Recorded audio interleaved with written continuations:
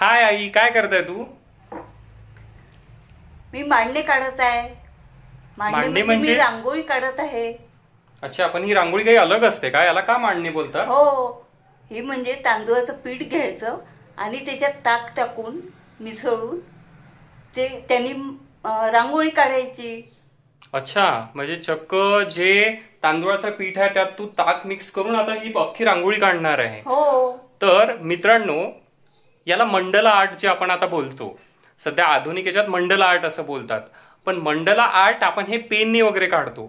पण आमच्या घरी पिढ्यानपिढ्या हे मंडला आर्ट, ज्याला मांडणे असे बोलतात, ती माझी आई, माझी आजी, माझी पणजी या सगळ्या काढायच्या. आणि हे चक्क या ठिकाणी हे तांदूळाचं पीठ आहे. या तांदूळाच्या पिठामध्ये त्यांनी ताक मिक्स केली आहे आणि आता एक एक रेष त्याने ओढून आई अख्खी रांगोळी पूर्ण तयार करणार आहे. हे धार्मिक कार्याच्या वेळी आमच्या इथे काढल्या जाते. मंडळा आर्ट किंवा मांडणे हे जवळपास 400 प्रकारचे असे मांडणे आहेत. त्यातले काही मांडणे आजही आमच्याकडे काढल्या जाते. जसं उद्या भगवान महावीरांचं मोक्ष कल्याणक आहे. उद्या अमावस्या म्हणजेच कार्तिक अमावस्येला ब्रह्ममुहूर्तात भगवान महावीरांना मोक्ष कल्याणक झाले होते. त्यानिमित्त आम्ही या ठिकाणी निर्वाण लाडू आणि दिवा भगवान महावीरांना चढवणार आहे. त्यासाठी आजच माझी आई सुंदर असं मांडणं काढत आहे. या मांडण्याचं नाव आहे चांदा चौक, असं याचं नाव आहे. ते काढत आहे. त्याची मी तुम्हाला संपूर्ण पद्धत आता दाखवतो. पूर्वी जमिनी या सारवलेल्या असायच्या. त्यावर हे मांडणे फारच उठावदार दिसायचे. बघताना असं वाटेल की हे मांडणे बोटाने ओढले चालले आहे, पण नाही. बोटाने तर आपण या ठिकाणी ते मिश्रण घेतो आणि त्यानंतर नखाने ते मांडणे ओढल्या चालले आहे. म्हणजे ही डिझाईन सुंदर नखाद्वारे निघती आहे.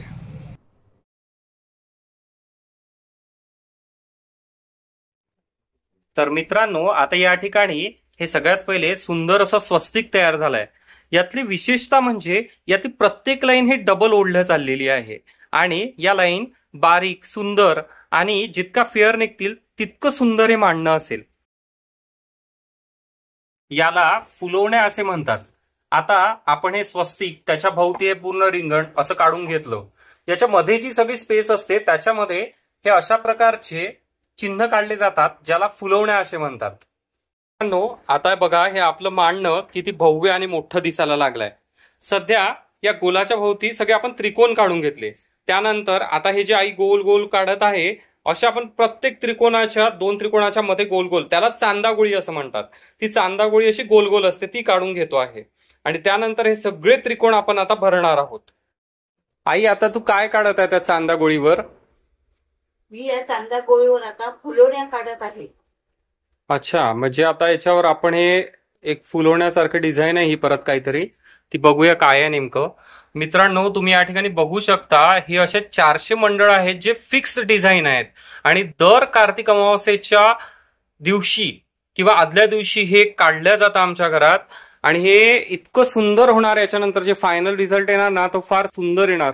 किती इको फ्रेंडली होते ना आपले सगळे जुन्या पिढीतले लोक. किती सुंदर या मांडणे, आणि आजपर्यंत आमच्या घरात आमची आई ही जपत आलेली आहे. सॅल्यूट टू यू आई. थँक्यू. आता हे प्रत्येक जे त्रिकोण होते ना, हे आम्ही सगळे आता त्या फुलवण्यानी आणि अलग अलग याने प्रत्येक त्रिकोणामध्ये अलग अलग डिझाईन असणार आहे.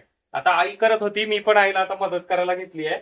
यामध्ये आता एक म्हणजे लहानपणापासून मी पण करत होतो आईला मदत. आज खूप वर्षानंतर परत त्या पिठामध्ये हात घालून परत जुन्या आठवणी ताज्या झाल्या आहेत.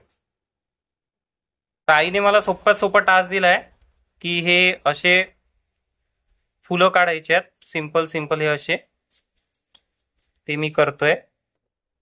आईने असे अलग अलग डिझाईन्स प्रत्येक याच्यात घेतल्या. या त्रिकोणातलं प्रत्येक डिझाईन हे अलग आहे. तुम्ही बघू शकता, प्रत्येक डिझाईन युनिक आहे. तो मित्रांनो, हे आता आपलं फायनल मांडणं झालं आहे. तुम्ही बघू शकता ते किती सुंदर दिसतंय. आई, आता काय करताय तू?